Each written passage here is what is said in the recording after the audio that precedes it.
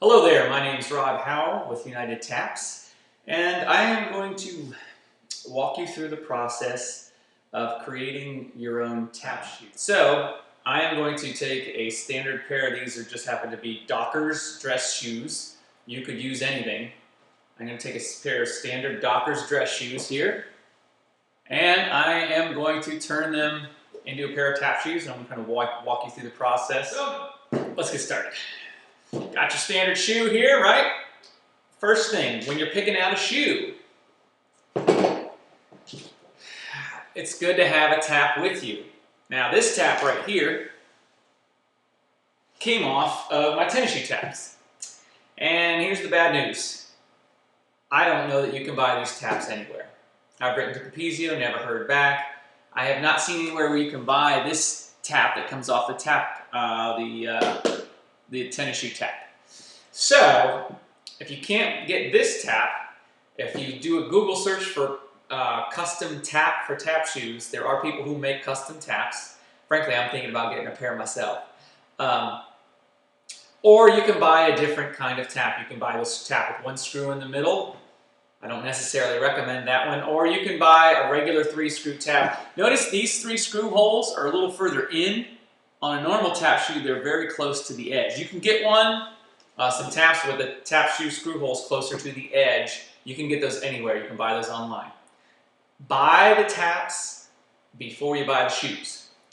And here's why. Because if you don't, and you try to put the tap on, you may find it doesn't fit. Now mine's pretty good, actually. I took the tap with me.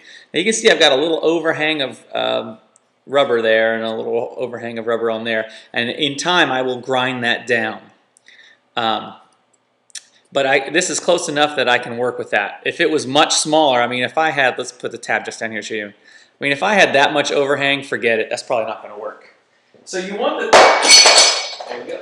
You want the tap to basically cover as much of the sole as possible. So take the tap with you and research that. And I've got the heel as well. Down here now, the heel's got, you can see there's a fair amount of overhang on either side. But because the heel is so thick, I can grind down that overhang to fix it. So I've got the tools to fix it. If you don't, then you need to find a heel that matches the size of the heel tap. All right, so we've got the shoe. We'll assume you picked out a good shoe. Now you may be asking, what was the criteria for me picking out shoes that don't hurt your foot? Well, one was how they bend. They shouldn't bend too easily. And that bends a little easier than I'd like, but I have limited options here. So I had to compromise a little bit. A raised heel is a good thing. Limited flex from front to back and twisting side to side like that.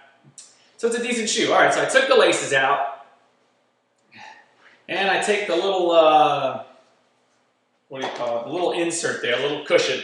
Then I'm left basically with the bottom of the shoe. All right. So, in order to get one of these bolts up through the shoe, we've got to drill holes. Now, there are different kinds of rubber on the bottom of shoes. There's like a harder rubber and there's a softer rubber. If you can get the harder rubber, I highly recommend it.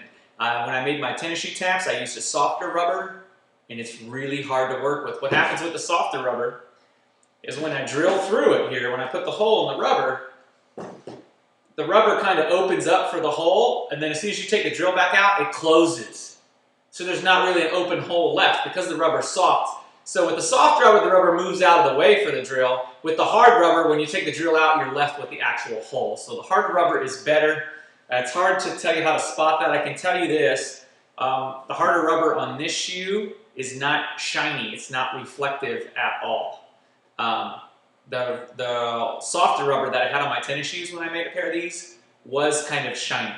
A little bit of reflected light a little bit. So that may be some part of an indicator of what is a softer rubber or harder rubber. Okay, so that's just another recommendation tip. Here's the deal. We want to position the tap exactly where we want it. Now I have it go up to the edge at the top, but not above the edge. I don't want the tap sticking out, and I don't want the tap down here If the tap's down here and I go to hit my toe, it's not going to hit the metal. So I need them about as flush as I can get them, or pretty darn close. That right there is looking pretty good to me, okay? So I figure out where I want it, and I'm going to get some tape here. That's got regular old masking tape, nothing special.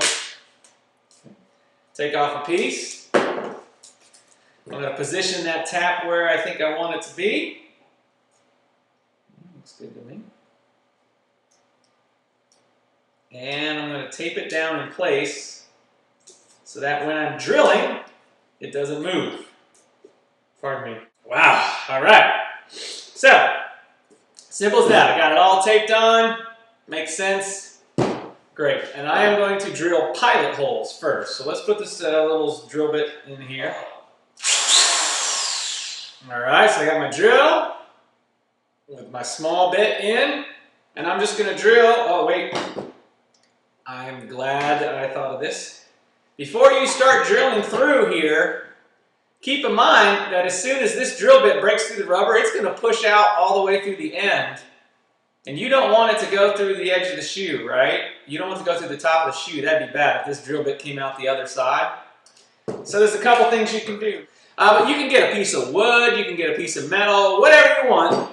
You can shove it down in the toe. In fact, for safety reasons, I'm going to have to recommend that you don't put your hand down in there at all. Obviously, if it was down in there, it would be on this side of the metal piece, so you're drilling this way, or the wood piece. Although even then, you have to be careful, because you don't want the drill to go through the metal. Probably won't, but if it was a piece of wood, it could go through and get your fingers.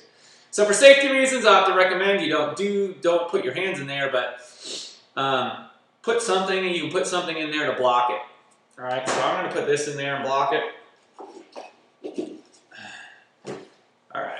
And I'm actually not going to hold it. I'm going to put it down like this, very easily. Aim my drill right in the middle of the hole, drill through. And you notice once it pops through, I go back and forth a little bit just to help clear out the hole, make it a better pilot hole. Here's number 2. And number 3. Awesome. Now we have 3 pilot holes. I can take this tape off. And I'll try to show you the holes. The holes are so tiny you probably can't even see them.